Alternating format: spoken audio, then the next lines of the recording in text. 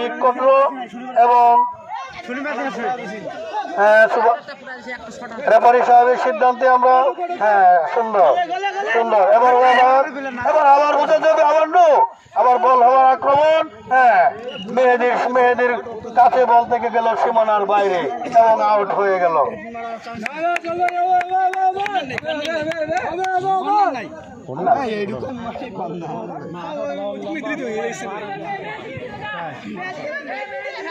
আজকের মৃদু মৃদু ঠান্ডা আবহাওয়ায় আমরা খেলা উপভোগ করলাম।